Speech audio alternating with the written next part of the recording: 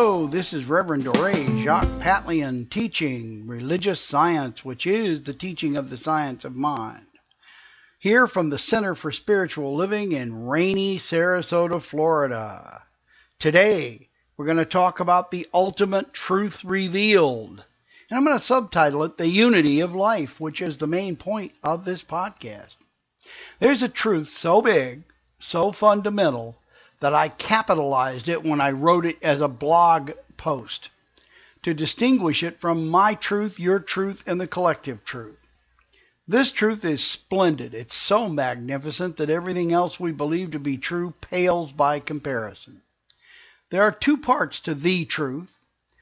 The first is the truth that applies to every person on this earth. First, we did not create this planet. We did not create the DNA, which is the very code of life. We did not create the evolutionary system that is the planet update mechanism that keeps all life from dying out from exhaustion. And we did not create ourselves. Nor did we create the elegantly interwoven systems that make life on this planet not only possible but delightful if one has the eyes to see the wonderful engineering of this place we call Earth. What are these systems? Well, first, there's the exact cocktail of gases so that we and all other terrestrial life can breathe. If it was just 2% more or less of one element of the atmosphere, human life would be impossible. You know, we exhale carbon dioxide with every breath, and isn't it so very convenient that plants were created that breathe the carbon dioxide we're trying to get rid of? Oh, and the plants, well, this is too cool. They breathe what we exhale and exhale just what we need to breathe. They're the ones that exhale oxygen, which creates the oxygen in the atmosphere. Is that cool or what? We couldn't have designed a system like that in a million years. Do you really think this is a coincidence? If so, there's a lovely bridge called the Sunshine Skyway spanning Tampa Bay. Great big tall bridge, the highest point in the entire state of Florida. And I would be happy to offer you a great deal on it if you think that was a coincidence. Other systems of note are the Van Allen belt. How many of you know what that is? That's in the upper atmosphere, and it keeps us all from being cooked by solar radiation. Without the Van Allen belt, the sun's radiation would make it impossible to live on Earth. How about the storm systems that keep balance in our atmosphere so their atmosphere does not blow itself out into space like they think Mars may have? How about the tectonic plates in the Earth's crust, which are rather like the expansion joints on a bridge or a highway, which keep the Earth from exploding into a million pieces with all the stresses and strains? Oh, and let's not forget gravity. Now there was a fine idea. How'd you like to wake up on the ceiling each morning? Wow, we are lucky. Or could it be that an intelligence greater than ours is a really good engineer? In fact, so good that he, she, or it is divine. That is why I often call this creative genius, the person we call God sometimes, the supreme architect of the universe. And it has kind of a catchy ring to it, doesn't it? But you can call this power Ethel, Fred, Bill, or just I am. Or use the age-old nickname of God. Doesn't really matter as long as you recognize that there's something greater than you that created this whole shooting match. Somebody or something designed and built this human habitat, and undoubtedly many, many more like it that we will one day discover. This divine engineer even gave us every type of vegetable, animal, and mineral substance that we need to sustain healthy life on this whirling orb we call Earth. Now you know the first great truth. Are you ready for the second?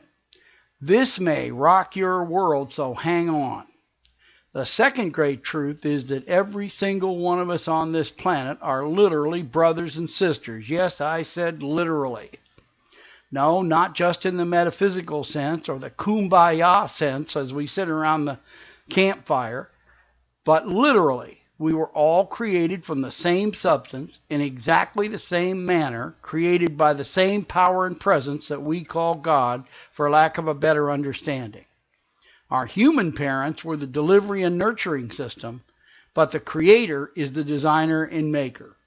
Only one assembly line, one factory, but many delivery systems, and that's mom and pop. Here's the big message.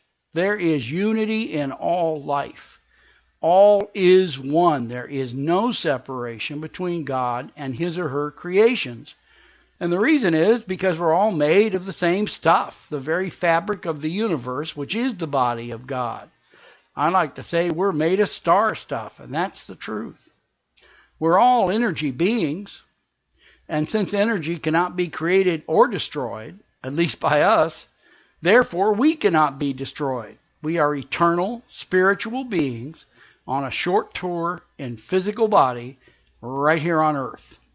Make the most of this tour. It doesn't last long. Now, energy does change in form, however. So we're in for a lot of fun in the next experience. Klingon next time? God, I hope not. Kapla! That's Klingon for hello and goodbye. Sort of like a Klingon aloha. The first lesson to be drawn from all this is that since every human being is your brother or sister, you do have to love them.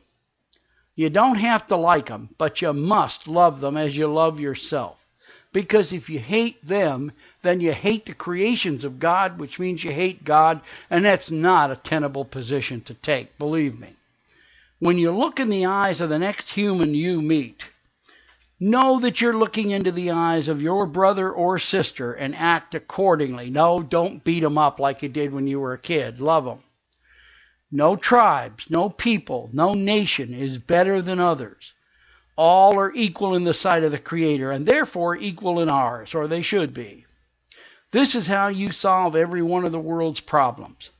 If we all understood and lived the unity of all life, if we all saw God in the face of every human, we could never hurt anyone, we could never go to war with anyone, we could never deploy weapons of mass destruction or even build them.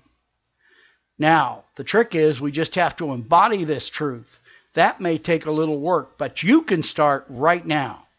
I will if you will. You want to know more about religious science, the teaching of the science of mind? Why don't you go on the internet and log on to csl.org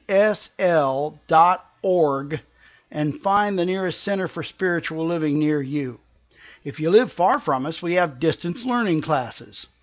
Sign up for a class or attend one of our wonderful Sunday celebrations. There's probably one pretty close to you. You may just feel like you've come home. Now be sure to click on the link on the right and pick up my book. That'll give you a good introduction. And oh, by the way, I have a brand new book up on Amazon called The Fabulous 51, Book 1, Releasing the Past.